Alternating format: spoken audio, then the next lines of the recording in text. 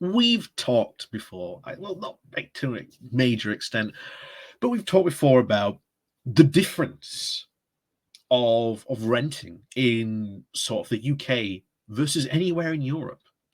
The average time that someone rents in the UK is less than 3 years, because the longest contract you can get on a house is either a 6 to potentially 9 month rolling contract.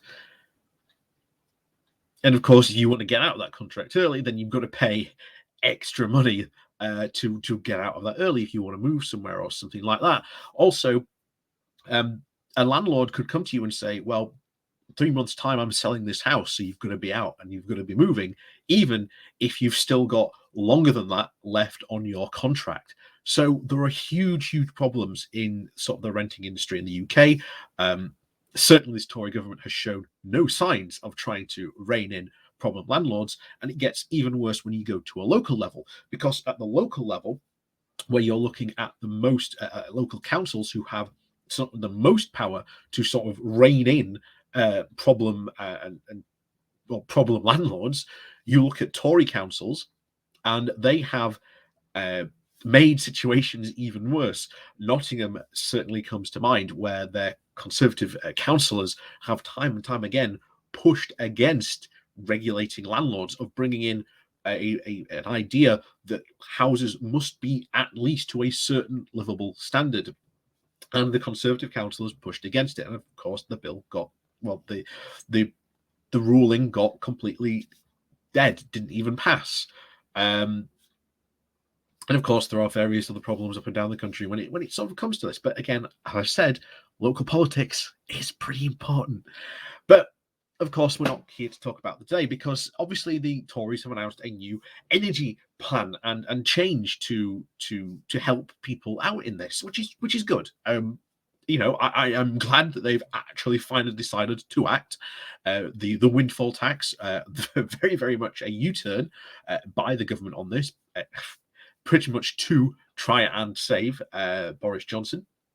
But this is, as most people have pointed out, it's too little, too late. And one of the worst things about this is that, because it seems to have been completely rushed out almost at the last moment in many cases by the looks of this, you are having landlords be able to claim per house.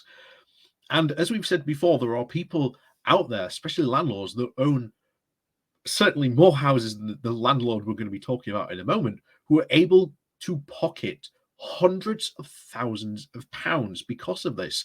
And the excuse given by this landlord is because, well, I've had a hard time, so I deserve this money. If you weren't following the channel or are new to this channel, during the pandemic, we covered several times landlords increasing their rents, or doing stuff to extract more money, because they knew that their tenants were getting furlough and stuff like that. So they knew that they could extract more money from them. On a sort of a personal story, I had a friend who's renting. His landlord, a couple of months ago now, put up the rent by £160. And when they were asked to try and justify why they are raising this, the response was, every other landlord's doing it, so why don't I? Again, you see sort of the problem. So we're going to go over just quickly what was said in this conversation, and what was said over this. By the way, this comes from the London Economic. Again, with the title, Owner of Several Homes Boasts He'll Keep Sunak's £2,800 energy rebate. And of course, the clip came from sort of LBC. So, an owner of 7 homes who is in line to receive over £2,000 from Rishi Sunak's energy bait has vowed to keep the cash. Craig, an owner of several holiday lets, told LBC that he will be keeping the money, which will be going to every household in the UK to save Brits around £400 off their energy bills.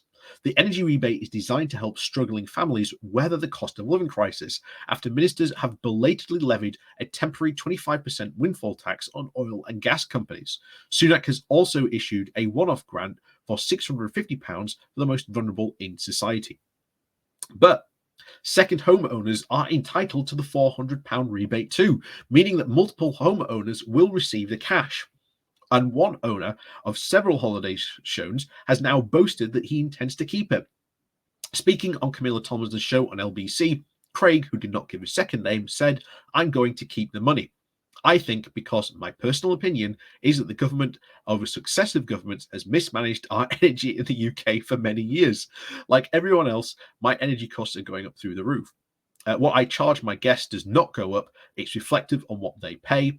So essentially, we're all hit, we'll all pay more.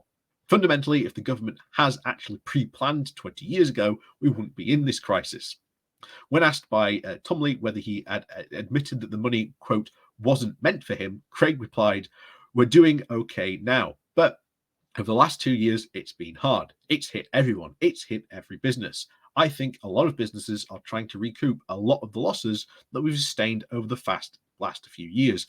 And quite frankly, we're not going to go through the rest of it, but yeah, just that alone, it's shockingly stupid. The thinking on this has been completely dumb. The idea that second homeowners, or multiple homeowners in this case, because he owns 7. Well, what if you're a landlord that owns like 200, even 300 houses? There are those landlords out there. They exist. And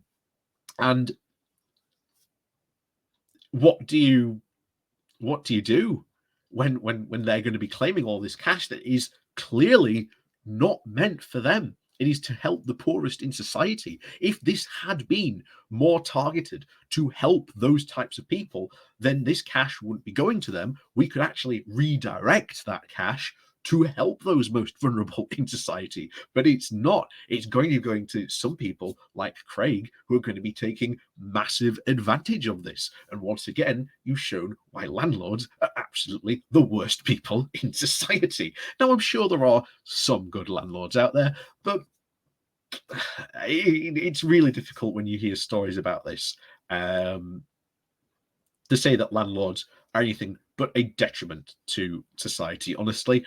Yeah, it doesn't look good. It really doesn't look good for them. And as we've said before, you look at Europe, their system and rules, yes, they've got landlords, but I'll tell you what, their system for renting, and as we mentioned earlier, the average time for a renter in Europe compared to the UK, in Europe, it's about 10 years versus 3 for the UK. And that's because landlords over there are more restricted. There's more control of them. There's rent control. There's all kinds of stuff that they have to deal with that keeps, rents pretty low over in Europe, and the ability to want to have long-term tenants rather than really short-term turnarounds for tenants. And there's all kinds of stuff before. I mean, it's yeah. We've done that video before, but yeah, it's crazy.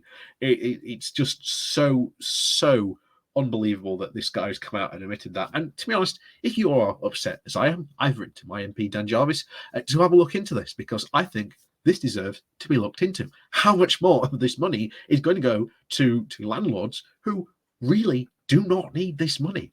So, as always, thank you very much for watching. Please do remember to hit that like, share, and subscribe button. And of course, down below there are links to my Patreon page and a donation link called Buy Me Coffee, where you can buy me coffee. And as always, thank you very much for watching, and we'll see you all next time.